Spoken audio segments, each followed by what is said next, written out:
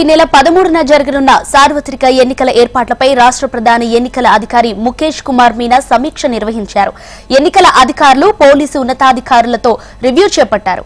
Polling లో హింసకు తావు లేకుండా ఎన్నికలను ప్రశాంత వాతావరణంలో పారదర్శకంగా నిర్వహించేందుకు ఎన్నికల సంఘం మార్గదర్శకాలకు అనుగుణంగా వ్యూహాత్మకమైన చర్యలు చేపట్టాలని అన్ని జిల్లాల ఎస్పీలను ఆదేశించారు. ఇవాళ సాయంత్రం 6 గంటల నుంచి పోలింగ్ ముగిసే సమయం వరకు ఆంక్షలు అమల్లోకి వస్తాయన్నారు.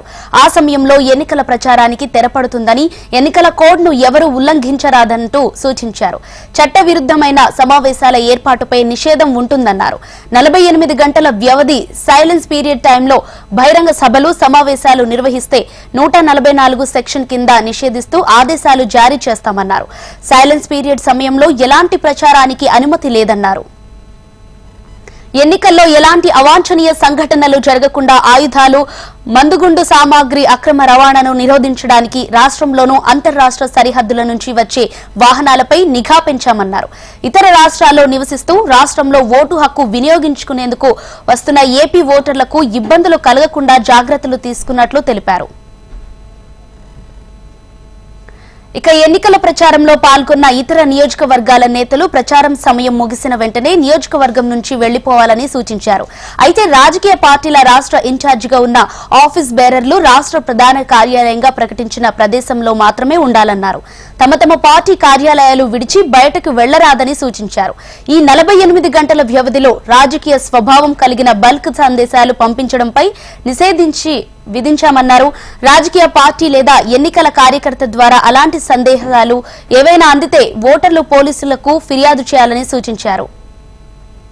ఇక అన్ని పార్టీల ఏర్పాటుపై ర్యాండమైజేషన్ తర్వాత పోల్ డేకు 2 రోజుల ముందుగానే జిల్లా ఎన్నికల అధికారులు అందరూ ధృవీకరణ పత్రాలు పంపించాలని సూచించారు. శాంతి భద్రతల పరిస్థితులు, పోలింగ్ ముగిసే సమయం వరకు తీసుకున్న చర్యలను చర్చించుకునేందుకు డీఈఓలు, ఎస్పీ, సిపిలు, ఇతర సీనియర్ పోలీసు అధికారులు జిల్లా స్థాయితో ప్రత్యేక సమావేశాలు నిర్వహించుకోవాలని సూచించారు. పోలింగ్ కేంద్రాల్లో మెడికల్ అటెండ్ తో పాటు తగిన సంఖ్యలో మెడికల్, ప్రథమ చికిత్స కిట్లను అందుబాటులో ఉంచాలన్నారు. ఓటర్లు వడదెబ్బకు గురైతే ఓఆర్ఎస్ ప్యాకెట్లు సరఫరా చేయాలన్నారు. ఎన్నికల సరళిని పరిశీలించేందుకు ప్రతి జిల్లాలో కంట్రోల్ రూమ్ తప్పకుండా పనిచేస్తుండాలన్నారు. Media control room, community control room, webcasting ద్వారా పర్యవేక్షించాలన్నారు. పోలింగ్ రోజు ఈవీఎంలపై అందిన ఫిర్యాదులు, మరమ్మతుల కోసం వెంటనే చర్యలు తీసుకునేలా సిద్ధంగా ఉండాలన్నారు. ఎన్నికల్లో పోటీ చేసే ప్రతి అభ్యర్థి లేదా ఎన్నికల ఏజెంట్ ప్రతి పోలింగ్ స్టేషన్ వద్ద పోలింగ్ ఏజెంట్, 2 రిలీఫ్ ఏజెంట్లను నియమించుకోవచ్చన్నారు. అయితే పోలింగ్ స్టేషన్ లోపల ఒక ఏజెంట్ మాత్రమే ఉండాలన్నారు.